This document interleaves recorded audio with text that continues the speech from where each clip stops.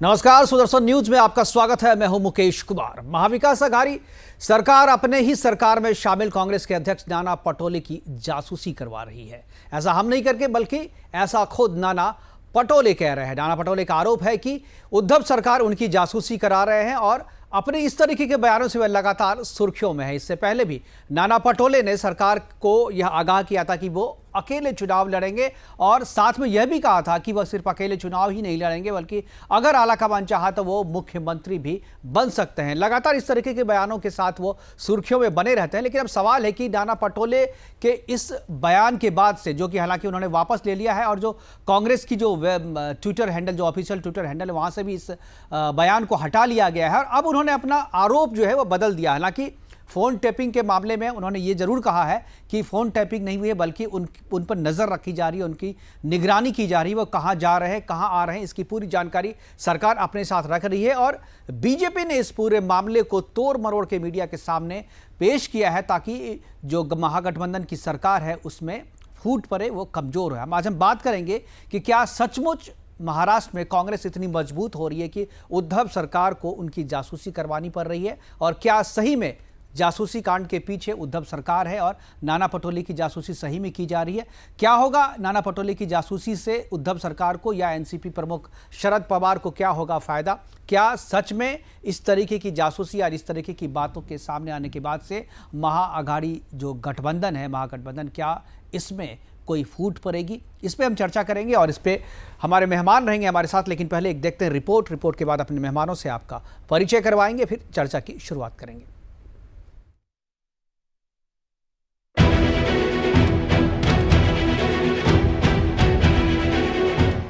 महाविकास अघाड़ी सरकार में उभरे मतभेद, उद्धव सरकार पर लगा जासूसी का आरोप, नाना पटोले के बयान के बाद हलचल तेज। महाराष्ट्र में महाविकास अघाड़ी सरकार में अब हर दिन किसी न किसी बात पर कलह सामने आ जा रही है। ताजा मामला जासूसी को लेकर है। महाविकास अघाड़ी सरकार में शामिल कांग्रेस के प्रदेश अध्यक्ष नाना पटोले ने आरोप लगाया है कि मुख्यमंत्री उद्धव ठाकरे और उप मुख्यमंत्री अजीत पवार उनकी जासूसी करा रहे हैं। उनके आने जाने की पल पल की खबरें सीएम तक पहुंच रही है। कुछ अधिकारी उनका पीछा भी करते हैं। नाना पटोले के आरोपों पर एनसीपी की दलील है कि कोई भी सरकार हो, सुरक्षा की दृष्टि से गृह विभाग सभी राजनीतिक दौरों की जानकारी रखता है। इससे पहले भी नाना पटोले अपने बयानों के लिए चर्चा में आए थे, जब उन्होंने ये कहकर सरकार में सनसनी फैला दी थी कि कांग्रेस अगला चुनाव अकेले दम पर लड़ेगी। इसके बाद ही एनसीपी प्रमुख शरद पवार के छोटे आदमी वाले बयान पर नाना पटोले भड़क गए कि शरद पवार ने उन्हें छोटा आदमी कैसे कहा। शरद पवार जी देश के बड़े नेता हैं, उसमें कोई दो राय नहीं। आज जो भी गिने चुने देश में पहले जो 10 नाम अगर लें, 5 नाम लें, तो उसमें पवार साहब का भी नाम है। पवार साहब देश के प्रधानमंत्री, गृह मंत्री और कृषि मंत्री, जो हमारे डिफेंस मिनिस्टर हैं, रक्षा मंत्री हैं, इनके संदर्भ में कुछ बात होती है तो पवार साहब खुद बयान करते हैं और किसी बड़े नेता के संदर्भ में देश की समस्या हो तो उस पर बात करते हैं। मैंने आज तक कभी पवार साहब को किसी स्टेट लेवल के लीडर के ऊपर बयानबाजी करते हुए नहीं देखा। जो पवार साहब बोले बिल्कुल उचित बोले। एक बार एनसीपी के किसी नेता के संदर्भ में भी इसी प्रकार का बयान पवार साहब दे चुके हैं। नाना पटोले ये भी कह चुके हैं कि पुणे का गार्जियन मिनिस्टर कांग्रेस का होना चाहिए, जबकि अभी ये जिम्मेदारी एनसीपी के अजीत पवार के पास है। नाना पटोले महाविकास अघाड़ी सरकार से पहले देवेंद्र फडणवीस की सरकार में भी फोन टैप करने का आरोप विधानसभा में लगा चुके हैं। इस सरकार में कांग्रेस अलग थलग पड़ती नजर आ रही है। कभी वो एनसीपी को अपने निशाने पर लेते हैं तो कभी शिवसेना को। Bureau report, Sudarshan news. तो क्या महागठबंधन के सहयोगों के बीच में विवाद चौड़ी होती जा रही है? क्या महागठबंधन के जो सहयोगी हैं उनका एक दूसरे पे विश्वास नहीं है? क्या एक दूसरे की जासूसी करवा रहे हैं? आज चर्चा करेंगे। चर्चा के लिए हमारे साथ बृजमोहन श्रीवास्तव जी हैं, एनसीपी के राष्ट्रीय प्रवक्ता हैं। बृजमोहन जी, स्वागत है आपका। अली दारूवाला हमारे साथ है बीजेपी के प्रवक्ता के रूप में। इसके अलावा नवीन सिंह होंगे कांग्रेस की तरफ से और राजपुंज होंगे शिवसेना की तरफ से। सभी हमारे मेहमान जुड़ गए, सभी का स्वागत है। और नवीन सिंह जी, मैं आपसे शुरुआत करूंगा इस चर्चा की। जिस तरीके से कांग्रेस लगातार बयान दे रही है, आपके नाना पटोले जो आपके अध्यक्ष हैं, उनके बयानों के बाद जो है बीच बीच में इस तरीके की बातें होती रहती है कि महागठबंधन के बीच में सब कुछ ठीक नहीं हो रहा है। बाद में दूसरे जो शिवसेना और जो एनसीपी के नेता हैं उनको आकर के कहना पड़ता है कि नहीं जी ऐसा सब कुछ नहीं चल रहा है, सब चीज़ ठीक ठाक है। क्या कांग्रेस को सही में महागठबंधन में तकलीफ हो रही है रहने में, या महागठबंधन में उनको तवज्जो नहीं दी जा रही है? जो तवज्जो कांग्रेस को मिलनी चाहिए वो सहयोग या वो प्रतिष्ठा उनको नहीं मिल पा रही है, इसी वजह से नाना पटोले बीच बीच में इस तरीके की बयानबाजी कर रहे हैं? नहीं, ये कहना ये आपका गलत है कि कांग्रेस को यहाँ पे तवज्जो नहीं दी जा रही है। कांग्रेस है करके ये महा विकास आघाड़ी बनी हुई है, कांग्रेस उसमें का सबसे बड़ा घटक पक्ष भी है। और ये जो बातें जो चल रही हैं कि बाबा पटोले साहब ने ये फोन टैपिंग को लेके ऐसा कहा, ये जो मीडिया में जो खबरें आ रही हैं आजकल, तो मीडिया आप देख ही रहे हो, मीडिया कोई सच्चाई ज्यादा बयान कर ही नहीं रही है, सब उसको तोड़ मरोड़ कर दिखाती है। आदमी ने अगर कुछ बोला रहेगा तो अभी उसको तो बताना कुछ अलग ही पेश कर देंगे। नवीन जी अभी तो आपके नेता ने कहा कि बीजेपी इसको तोड़ मरोड़ के पेश कर रही है। अब आप मीडिया पे आ गए कि मीडिया तोड़ मरोड़ के पेश कर रही है। अगर मीडिया तोड़ मरोड़ के पेश करती तो ऑफिशियल ट्विटर हैंडल पे जो उनका बयान था उसको हटा क्यों लिया गया?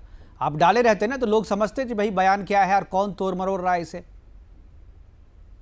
बीजेपी का काम ही है तोड़ मरोड़ के सब पेश करना। आज जो मुद्दे हैं, जैसे देश में जो मुद्दे चल रहे हैं, महंगाई के मुद्दे हैं, गैस पेट्रोल डीजल के जो दाम बढ़ गए हैं, ये सब मुद्दे हैं, ये सब मुद्दे को उन्होंने दरकिनार कर दिया है। अगर मोदी जी का भाषण सुनेंगे 2014 का, तो उसके अंदर जो उन्होंने कहा था महंगाई के मुद्दे को लेके, तो आज कहाँ पे कुछ है? नवीन जी फिर आप महंगाई पे बात कर लेंगे। महंगाई पे जब चर्चा होती है तो हम बात करते हैं इस पे, जो आप कह रहे हैं बात सही है, उस पर भी चर्चा होनी चाहिए, चर्चा हो भी रही है। लेकिन अभी अगर डाइवर्ट करने की बात है तो ये डाइवर्ट भी तो कांग्रेस ही कर रही है ना। कांग्रेस को जब पता है कि इस तरीके की बात करने से मुद्दा डाइवर्ट होता है तो उनको करनी नहीं चाहिए। तो नाना पटोले कभी कहते हैं कि मैं अकेला चुनाव लड़ूंगा, मैं जो हूँ हमारी फोन टेपिंग कराई जा रही है, हम पे नजर रखी जा रही है, तो बात को डाइवर्ट तो कांग्रेस ही कर रही है ना। नहीं, इसको डाइवर्ट कहाँ कर रहे हैं? अगर कोई हमारे अध्यक्ष जी पटोले साहब जी अगर बोल रहे हैं कि हमें अकेले लड़ना चाहिए, तो ये संगठन का निर्णय है ना, पार्टी के हित का निर्णय है ये। इसमें कहाँ से महाविकास आघाड़ी सरकार के बारे में कुछ आ जाता है? हर पार्टी ऐसा सोचती है कि भाई हमें आपस में अकेला लड़ना चाहिए। ठीक है, ये आपका अधिकार है, अकेले लड़ना चाहिए या साथ में लड़ना चाहिए, अधिकार है आपका, आप कह सकते हैं। लेकिन ये जो जासूसी अपने ही सरकार के ऊपर जो आपने आरोप लगाया है, इसके कारण मैं कह रहा हूं कि ध्यान जो है डाइवर्ट करने की कोशिश आप ही लोग खुद करवा रहे हैं, क्योंकि आप अपनी ही सरकार पे आरोप लगा रहे हैं कि आप पे नजर रखी जा रही है। हालांकि आप जो है विपक्ष पे भी ये आरोप लगा रहे थे, जो पुरानी जो फडणवीस की सरकार थी उस पर भी आरोप लगाया था, और मुझे लगता है कि इसकी जाँच भी चल रही है। मैं बृजमोहन जी के पास आना चाहूँगा। बृजमोहन जी, क्या आपको लगता है कि सब कुछ ठीक ठाक चल रहा है आपके गठबंधन में? पिछली बार जब आपसे मिला था तो आप कह रहे थे कि नहीं सब चीज ठीक ठाक है, बीजेपी आरोप लगाती है। क्या इस बयान के बाद भी आप यही कहेंगे या कुछ नया कहेंगे? मुकेश जी, अभी भी हालात बहुत अच्छे हैं, और जैसा मैंने आपको पहले दिन कहा था या पिछले 2 साल से जो मैं बात कह रहा हूं, आज भी स्थिति वही है। जो अगाड़ी सरकार है, इसके तीनों घटक बहुत ही समझदारी के साथ मिनिमम कॉमन प्रोग्राम के तहत महाराष्ट्र की सरकार का संचालन कर रहा है, और आम नागरिक के हित पे फैसले हो रहा है। अब जहां तक बात ये जो छोटे छोटे मुद्दे आते हैं, इस पर अगर कोई बात है तो जैसे नाना पटोले साहब ने खुद ने इस बात को कहा है कि मेरे बयान को तोड़ मरोड़ कर पेश किया गया, तो मैं सोचता हूं कि जब हम उनके पिछले बयान पे अगर विश्वास कर रहे हैं तो हमको उनके दूसरे बयान पे भी उतने विश्वास करना चाहिए। भारतीय जनता पार्टी के साथ परेशानी ये आ गई है महाराष्ट्र में कि वो ये मान के चलते हैं कि महाराष्ट्र में सरकार उनको बनानी चाहिए थी, लेकिन उन्होंने चूंकि शिवसेना के साथ झूठ बोला, शिवसेना के साथ जो उन्होंने वायदा किया था, वो उस बाला साहब ठाकरे के कक्ष में बैठ के जो उन्होंने बात की थी, उस पूरी बात से अलग हटकर उन्होंने जो ये काम किया है, उसके कारण भारतीय जनता पार्टी और शिवसेना के बीच में नाचवाकी पैदा हुई है। उसमें ना तो राष्ट्रवादी कांग्रेस पार्टी की कोई भूमिका थी, ना कांग्रेस की कोई भूमिका थी। अब परेशानी भारतीय जनता पार्टी के सामने यह कि वो महाराष्ट्र में फिर से सरकार बनाने का जो एक ख्वाब पाले हुए वो पूरा नहीं हो पा रहा, और उसको लेकर वो लगातार कोई ना कोई ऐसी बातें कहते रहते हैं जिससे कि किसी प्रकार से ऐसा मतलब मैसेज जाए कि बृजमोहन जी, जो बात कांग्रेस कह रही है वही बात आप भी इंडोर्स कर रहे हैं कि बात को बीजेपी जो है बढ़ा चढ़ा के या तोड़ मरोड़ के पेश कर रही है और सब चीज वहां पे ठीक है। हालांकि मैं तो ये कहूंगा कि महाराष्ट्र के महागठबंधन में सब चीज जो है तनावपूर्ण लेकिन नियंत्रण में है। ये लाइन कैसी रहेगी? तो बिल्कुल तनावपूर्ण बिल्कुल नहीं है। तनाव पूरी तौर से एक बेहतर वातावरण है, भाईचारे का वातावरण है और एक जो राजनीतिक समझ होनी चाहिए किसी सरकार को चलाने के लिए, उस समझ के साथ वो सरकार चल रही है। उसमें कहीं किसी प्रकार की ना तो नाइतफाकी है और ना ही कोई ऐसी बात है जिससे हम ये कह सकें कि महाराष्ट्र की सरकार में वहां पे तीनों पार्टियों के बीच में किसी प्रकार का कोई डिफरेंस ऑफ ओपिनियन है। तो डिफरेंस ऑफ ओपिनियन ये नहीं है तो क्या है? अगर आप कह रहे हैं कि आपकी अपनी ही सरकार आपकी जासूसी करवा रही है और सरकार की तरफ से ये कहा जाता है कि ये तो रूटीन की बात है, कोई भी बड़ा नेता कहीं जाता है तो जो सीआईडी होती है वो उसके छानबीन करती है, उसके रूटीन का ख्याल करती है। तो एक तरफ तो आप ये कह रहे हैं कि सरकार के जी रूटीन। देखिए मुकेश जी, विधानसभा में नाना पटोले साहब ने इस बात को, इसका आरोप लगाया था कि आदरणीय देवेंद्र फडणवीस साहब की जो सरकार थी उसमें जासूसी की जाती थी और उनके टेलीफोन की और उनकी जासूसी की गई है। इसको लेकर डीजीपी साहब के नेतृत्व में एक कमेटी भी बना दी गई है जो इसकी जांच करेगी और इसका जांच का प्रतिवेदन विधानसभा में रखा जाएगा। भारतीय जनता पार्टी के सामने आज समस्या यह है कि अगर यह बात सत्य हो गई तो उनको परेशानी आएगी। तो किसी प्रकार से उनको एक विवाद पैदा करना था, क्योंकि उन्होंने जब नाना पटोले साहब ने कहा कि मैंने ये बात कही थी, केंद्रीय जो एजेंसियां हैं उनके संदर्भ में मैंने ये बात कही थी, इसमें महाराष्ट्र सरकार का संदर्भ नहीं था, तो हमको उनकी उस बात को भी तो मानना पड़ेगा। नहीं ठीक है, तो अब तो इसमें एक बात और भी है ना बृजमोहन जी, मैं राजपुत से भी ये जवाब चाहूंगा। आप कह रहे कि केंद्रीय एजेंसी के बारे में कहा था, लेकिन शिवसेना की तरफ से जो बयान आया उसमें तो ये कहा गया कि सीआईडी का ये जो है रूटीन का काम है। कोई भी बड़ा नेता अगर कहीं जाता है आता है, और ये सच भी है, अगर कोई नेता जाता आता है तो उसके रूटीन का ख्याल रखा जाता है कि वो कहाँ जा रहे हैं, कितने बजे जा रहे हैं, कितने बजे लौटेंगे। और सिक्योरिटी की दृष्टि से जो है ये राज्य का काम भी होता है, गृह मंत्रालय का, तो ये तो डेली रिपोर्ट होती है। तो क्या इस बात की जानकारी नाना पटोले को नहीं थी? सरकार चला रहे हैं, सरकार में शामिल है, इनको इस बात की जानकारी नहीं थी? राजपुत साहब, मैं कह रहा हूं मुकेश जी बस एक सेकंड लूंगा मैं ये कहना चाह रहा था कि नाना पटोले साहब इस बात को जानते, उन्होंने केंद्रीय एजेंसियों की बात की थी। मैं आपको उदाहरण दे दूं, आदरणीय नरेंद्र मोदी साहब की जो पहली सरकार बनी थी उसमें एक मंत्री ऐसे थे जो टी शर्ट पहनकर कहीं जा रहे थे, तत्काल उनको टेलीफोन आया कि आप टी शर्ट पहन के निकले, वापस लौटिए, और वापस लौट के जो सिविलाइज जो यूनिफॉर्म बिल्कुल मिनिस्टर की वो पहन के निकलिए। तो ये एक प्रक्रिया है, क्योंकि जो साथ के लोग चल रहे हैं, सिक्योरिटी चल रही है, सिक्योरिटी के ऑफिसर चल रहे हैं, बहुत सारी चीजें ऊपर अपने ऑफिसरों को कम्युनिकेट करते रहते हैं। तो ये रूटीन है, इसमें कोई ऐसा ये बात आपको पता है, ये बात शिवसेना को पता है, लेकिन ये बात कांग्रेस को पता नहीं है। मुझे लगता है कि कांग्रेस की नाना पटोले साहब को ही मालूम है। नाना पटोले को अगर मालूम होता तो मुझे लगता है कि वो इस तरीके की बात जो है नहीं करते। राज साहब, क्या आपको लगता है कि ये सही में रूटीन प्रक्रिया थी, या जो सरकार कह रही है वो बचाव में कह रही है, और सही में सरकार जो है आपकी, खासतौर पर उन्होंने नाम लेकर के कहा था, जो बयान दिया था उन्होंने उसमें नाम लिया था उद्धव सरकार का, तो क्या सही में जासूसी करवाई जा रही है? नहीं मुकेश जी, इस प्रकार से किसी की कोई जासूसी नहीं कराई जा रही है। और देखिए, जब साथ मिलकर चलना होता है, महाविकास आघाड़ी सरकार जो है वो पूरे 5 साल पूरे करेगी। और भारतीय जनता पार्टी के जो इस प्रकार के बयान आते हैं या कुछ भी आते हैं, वो शुरू से आप देखते आए हैं कि क्या इस प्रकार से इन बयानों का कोई मैं नहीं समझता कि इसका कोई मूल महत्व है। लेकिन दूसरी बात यह है कि नाना पटोले जी को भी इस प्रकार के बयानों से बचना चाहिए। इस प्रकार के इतने सीनियर लीडर हैं, महाराष्ट्र कांग्रेस के अध्यक्ष हैं, और इस प्रकार के बयान करके फिर बाद में उसको कहना कि तोड़ मरोड़ के इसने पेश किया, उसने पेश किया, कभी शिवसेना के खिलाफ, कभी ऐसे। तो जब आप मिलके चल रहे हैं, एक पार्टी, सब तीनों पार्टियां मिलके चल रही हैं, तो कॉमन मिनिमम प्रोग्राम है, उसके तहत उनको चलना है।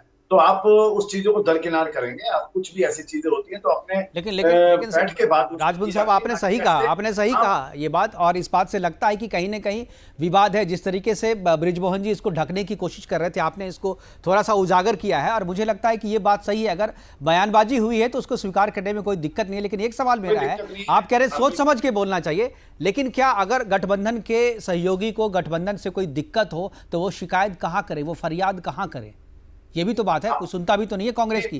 कांग्रेस, ये तो पॉलिटिक्स है, जो छोटी पार्टी है उसकी कम सुनी जाएगी, जो बड़ी पार्टी है उसकी ज्यादा सुनी जाएगी, ये तो चलन है वहां पे। तो कांग्रेस की आप सुन नहीं रहे हैं, तो वो बेचारे जो है बीच में पब्लिक में जाकर के बयानबाजी कर रहे हैं। नहीं मुकेश जी देखिए, बयानबाजी इस प्रकार से करना और उचित नहीं है, और गलत बयानबाजी करना भी उचित नहीं है। इतने सीनियर लीडर हैं, हम तो उनका आदर करते हैं नाना पटोले जी का, लेकिन इस प्रकार से बयानबाजी करके अच्छी बात नहीं होती। और ठीक है, उस बयानबाजी के ऊपर कुछ क्या कहा क्या नहीं कहा, उन्होंने कहा मेरे पे शिवसेना वो करा रही है, तो बिल्कुल। हम हमारे साथ बीजेपी के प्रवक्ता अली दारूवाला भी हैं, वो भी बात सुन रहे हैं आपको, और ले दे करके आप लोग जो भी कर रहे हैं पूरा इल्जाम अली दारूवाला पर ही लगा रहे हैं, आप बीजेपी पे लगा रहे हैं। मुझे लगता है वो डिफेंड करना चाहते हैं। अली साहब, क्या आप जो बातें सुन रहे हैं क्या कहना चाह रहे हैं? ये क्योंकि पूरा आरोप जो है आप ही पे लग रहा है कि तोड़ मरोड़ के बीजेपी पेश कर रही है। ये कर कोई रहा है, आरोप किसी और पे लग रहा है। एक हमारी भाजपा की एक डिमांड है, यहाँ पर शो पे आने के पहले हमारा जो स्टैंड है वो एकदम क्लियर है। हम लोग का ये मांगना है, क्या अगर ऐसा कोई वाद विवाद इनके अंतर्गत हुआ है, इसकी इंक्वायरी इनके डिप्टी सीएम, इनके होम मिनिस्टर क्यों नहीं लगा रहे? फोन टैपिंग इज इलीगल, उसको आप रूटीन कोर्स ऑफ एक्शन नहीं कह सकते। यहाँ पर एनसीपी बैठे हैं जिसके पास ये होम डिपार्टमेंट, ये ऑन द शो आपके सामने गवाही क्यों नहीं देते? क्या हम ये फोन टैपिंग के मामले को और उनके ऊपर जो स्ट्रोलिंग किया है उसको हम इन्वेस्टिगेट करेंगे?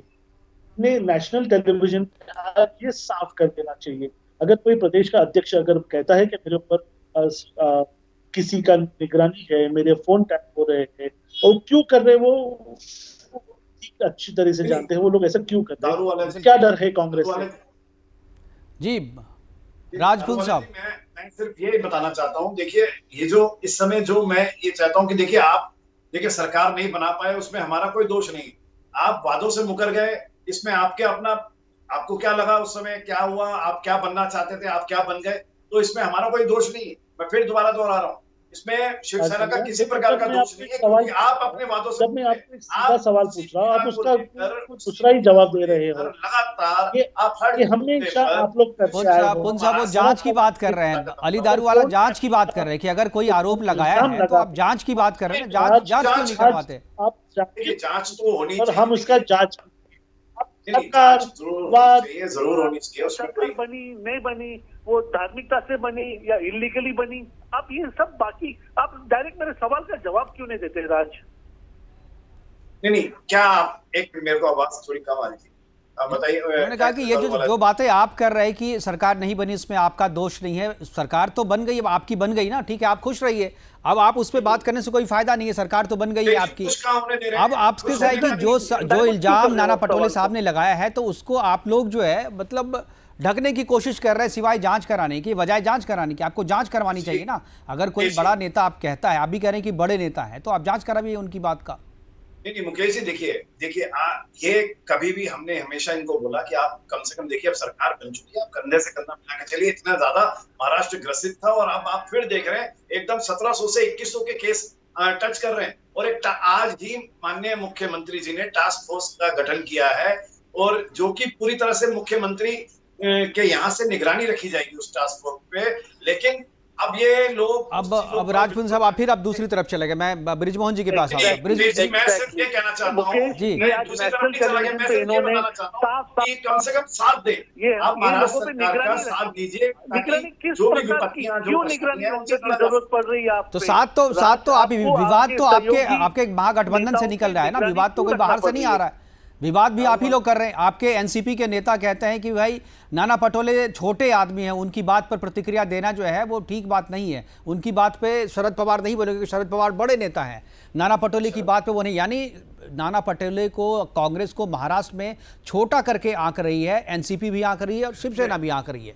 नहीं मुकेश जी, मैं यहाँ पे आपको स्पष्ट कर दूं जी, पवार साहब का ये मतलब कदापि नहीं है कि कांग्रेस को छोटा करना है। उन्होंने ये कहा कि चूंकि वो खुद एक राष्ट्रीय नेता है और एक राष्ट्रीय पार्टी के राष्ट्रीय अध्यक्ष है, तो चूंकि महाराष्ट्र में दोनों पार्टियों की राज्य इकाइयां हैं और पटोले साहब क्या कहा, और पटोले साहब महाराष्ट्र इकाई के अध्यक्ष है, वहां पर इसका जवाब राष्ट्रवादी कांग्रेस पार्टी की जो अध्यक्ष है वो दे देंगे। दूसरा, अली साहब ने बिल्कुल ठीक प्रश्न पूछा है कि क्या इसकी जांच होगी। मैं अली साहब को बता दूं कि इस जांच को करने का आदेश पहले से ही हो चुका है। उसमें नाना पटोले साहब का हाल का बयान उसमें शरीक इसलिए नहीं हुआ कि नाना पटोले साहब ने खुद ने कहा कि मैंने ये कहा ही नहीं है, इसलिए इस बात को रखने का कोई मुद्दा ही नहीं होता। पर फिर भी यदि कांग्रेस कहेगी, क्योंकि कांग्रेस तो फिर जांच किस बात की हो रही है? तो फिर जांच किस बात की हो रही है? ब्रिजमोहन जी, जिस बयान को लेके विवाद था, बात आपने एक प्रश्न पूछा मुकेश जी, पार्टी में अगर इस अघाड़ी सरकार में किसी प्रकार की कोई भी बातचीत होती है, किसी मुद्दे पे असहमति होती है, तो इसके लिए संगठन स्तर पर और सरकार स्तर पर लगातार चर्चाओं का एक सिस्टम है, जिसमें सारे वरिष्ठ नेता बैठते हैं और बैठ के सारे मुद्दों का सलूशन निकालते हैं। तो मैं नहीं सोचता कि इसका कोई भी प्रभाव राज्य की सरकार की कार्यप्रणाली पे पड़ेगा या इससे किसी जनता का किसी प्रकार का अहित होगा। नवीन जी, क्या आप सहमत हैं जो कह रहे हैं एनसीपी के नेता? बीच में क्या हो रहा था, ये लाइन डिस्कनेक्ट हो गई थी, तो क्या बोले वो? नवीन जी, ये जो ब्रिजमोहन जी हैं, एनसीपी के राष्ट्रीय प्रवक्ता है, इनका कहना है कि जांच होगी, लेकिन जो बयान पे, जिस बयान पे विवाद है उस पे भी जांच नहीं हुई, क्योंकि नाना पटोले खुद उस बयान से वापस ले लिया है उन्होंने उस बयान को। तो फिर किस बात की जांच होगी? ब्रिजमोहन जी, मेरा सवाल आपसे भी है कि अगर जिस बात पे बवाल था, जिस बात पे विवाद था, उस बयान को वापस ले लिया, तो आप जांच किस बात की कर रहे हैं? अगर किसी बात पे अगर बवाल है नहीं, उनकी बात पे कोई बवाल है ही नहीं, तो जांच कराने का संबंध क्या आता है? जांच किस लिए होनी चाहिए? नवीन जी, देखिए जांच मुझे तो लग रहा है कि यहीं पे लग रहा है कि महाविकास आघाड़ी के यहीं जो 3 प्रवक्ता हैं, तीनों के बयान जो है अलग अलग हैं। तो मुझे लग रहा है कि विवाद जो है आप लोगों के बीच में कहीं ना कहीं तो है। ब्रिजमोहन जी, हमारे यहाँ तो कहीं नहीं विवाद है। नहीं, तो अभी अब एनसीपी के प्रवक्ता कह रहे हैं कि जांच होनी चाहिए, जांच हो रही है, आप कह रहे हैं जांच की जरूरत नहीं है। तो यहीं पे तो दोनों में डिफरेंसेस तो यहाँ भी सामने आ रहा है। अभी राष्ट्रवादी वाले जस्ट अभी बता रहे कि जांच होंगी, शिवसेना बोल रही क्या ये क्यों कहते हैं, ऐसा क्यों करते हैं। अभी ये आज सुबह की बात है, जो इन्वेस्टिगेशन इन्फोर्समेंट डायरेक्टरेट कर रही है उसकी फाइलिंग गायब होगी इनकी ऑफिस से। अभी एक जांच करेंगे, 2 जांच करेंगे, कितनी जांच करेंगे? ये लोग ये महाराष्ट्र चलाना चाहते हैं या सिर्फ जांच पड़ताल करना चाहते हैं? एक यहाँ पे विवाद खत्म नहीं हुआ कल, तो 24 घंटे में दूसरा विवाद शुरू हो गया। जो इनके एनसीपी के नेता है एकनाथ खड़से जी, आज इनकी फाइल गायब हो गई।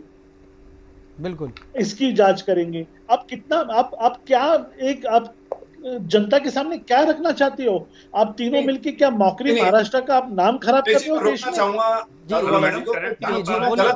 बोलिए आप। किसी चीज की जांच होना गलत है। डिबेट पे हूँ, आपका टेलीफोन डिस्कनेक्ट हो गया था जी। दारू वाला जी, किसी चीज की जांच होना गलत है क्या? मैं ये बोल रहा हूँ कि मैं आपके डिबेट में हूँ मुकेश जी के साथ, आपने जो मुझे टेलीफोन लगाया था वो डिस्कनेक्ट हो गया था जी। अब आ रही आवाज जी? ब्रिजमोहन जी, मुझे मेरा कहना ये था आपसे, मैं ये पूछ रहा था आपसे कि आप कह रहे हैं कि जांच हो रही है, नवीन जी कह रहे हैं जांच की जरूरत नहीं है, फिर आप कह रहे हैं कि जांच हो रही है लेकिन उस बयान की जांच नहीं हो रही, तो फिर आखिर किस बयान की जांच हो रही है और किस बात की जांच हो रही है, ये मैं पूछ रहा था।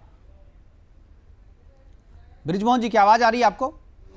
आपका टेलीफोन वैसे डिस्कनेक्ट हो गया, आप सुन पा रहे हैं मेरी आवाज? जी, आपकी आवाज आ रही है, बिल्कुल आप बोलते रहिए। ओके, देखिए मैंने आपसे ये कहा कि देवेंद्र फडणवीस साहब की सरकार पर यह आरोप लगाया था नाना पटोले साहब ने कि उस समय उनके टेलीफोन टेप किए गए। उसके लिए डीजीपी के नेतृत्व में एक कमेटी बनाई है विधानसभा के अंदर, अभी सरकार ने गठन किया है।